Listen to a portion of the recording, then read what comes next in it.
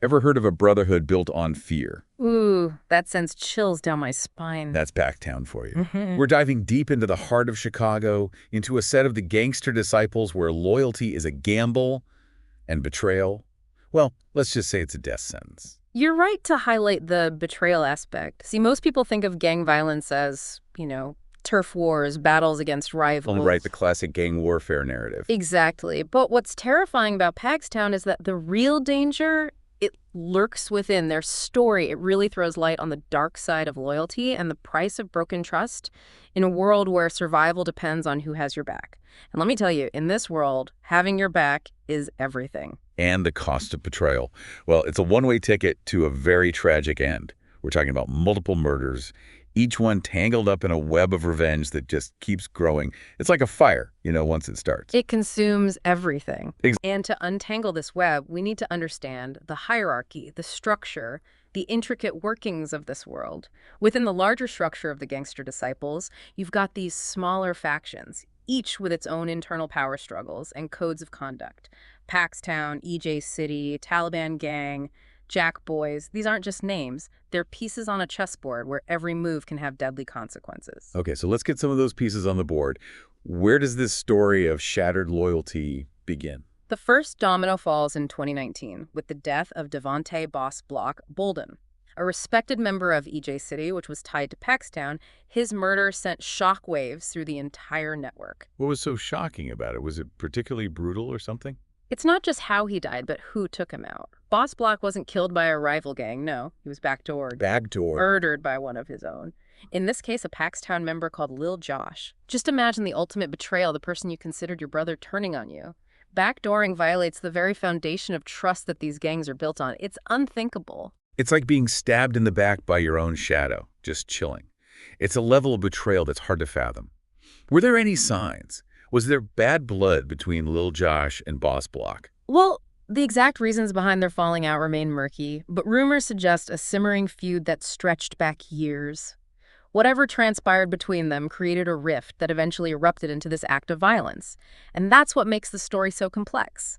It's easy to label Lil Josh as the villain, but we're talking about a world with its own moral code where perceived injustices can fester for years, building pressure until they explode. Exactly. So Boss Block's death throws PaxTown into chaos. What happens next? His death wasn't just tragic, it tore a hole in PaxTown's sense of security. Suddenly, anyone could be an enemy, even those within their own ranks. And that's precisely what played out in 2021 with the death of Janara Nana DeBerry. Another PaxTown member. Yes, but Nana was also a rapper deeply embedded in the Taliban gang set, another faction within PaxTown. His murder, at just 19 years old, wasn't just tragic, it exposed just how deep the cracks in PaxTown's foundation had become. What made his death so significant? The method. He was backdoored, just like Boss Block.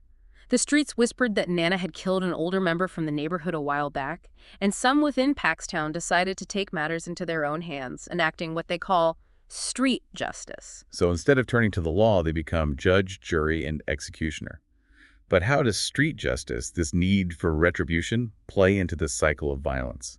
That's the core of this tragedy. When trust is shattered and established systems of justice are viewed as inaccessible or ineffective, people revert to their own codes. It's a dangerous game where violence begets violence, offering a false sense of control in a world that feels chaotic and unfair. It's like stepping into a world where the lines between right and wrong are blurred, replaced by this code of street justice. But who defines justice in a place like PaxTown? That's the danger of this system, isn't it? It becomes a self-perpetuating cycle.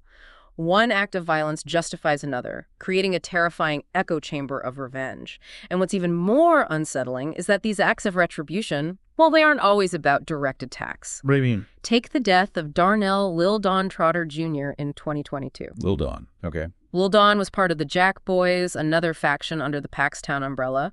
While he wasn't directly killed by a member of his own set, the streets allege that PaxTown provided his location to a rival gang, NLMB, Oh, wow. essentially orchestrating his death. So it's not just about who pulls the trigger, but who points the gun? That's cold, using your enemies to take out your own. What could drive them to that?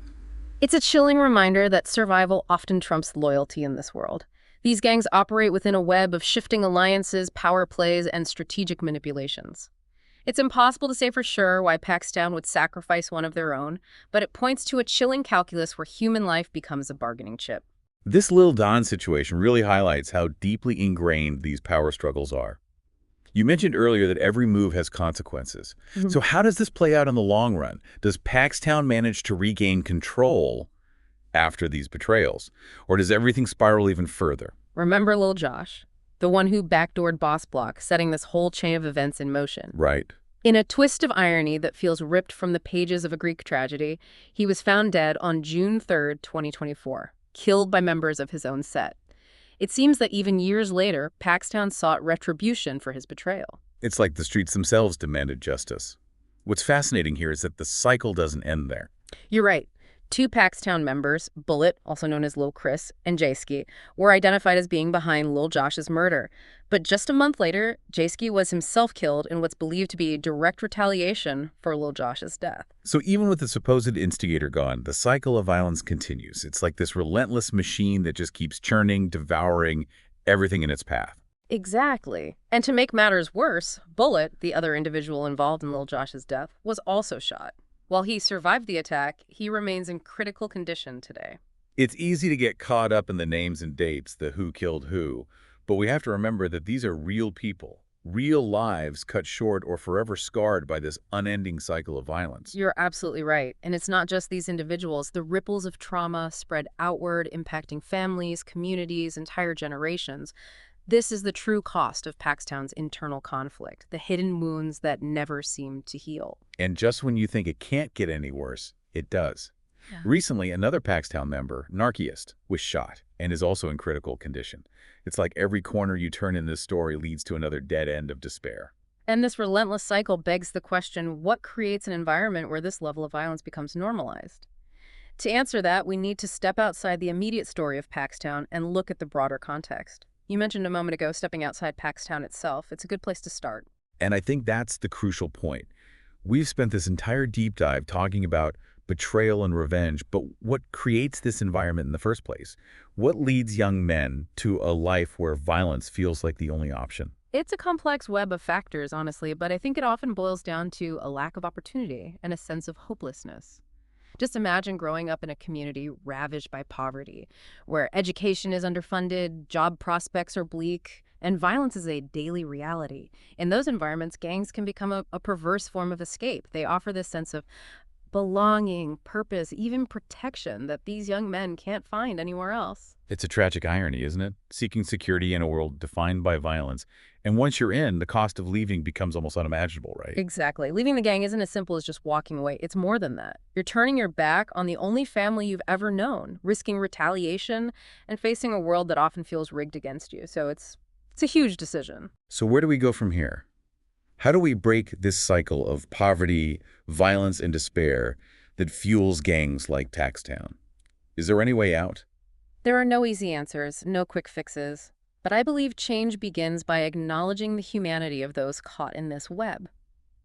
These aren't just statistics or headlines. They're individuals shaped by circumstances beyond their control. If we truly want to disrupt this cycle, we need to invest in these communities, create opportunities for education, job training, and personal growth, and address the systemic inequities that perpetuate this cycle. It sounds like a monumental task, though. Where do we even begin? It starts by shifting our perspective. Instead of viewing these young men solely through the lens of their worst actions, we need to see their potential, their humanity. It means investing in programs that provide alternatives to gang life, support for those seeking to escape that world, and opportunities for healing and reconciliation within these communities. It's a reminder that even amidst the darkest stories, even in the heart of tragedy, there's always a flicker of hope. Hope for change, for redemption, for a future where stories like PaxTown's become the exception, not the rule. That's all the time we have for this deep dive, but the conversation doesn't end here. Keep asking the tough questions, keep seeking out diverse perspectives, and keep striving for a world where every life has the chance to reach its full potential. Until next time, stay curious.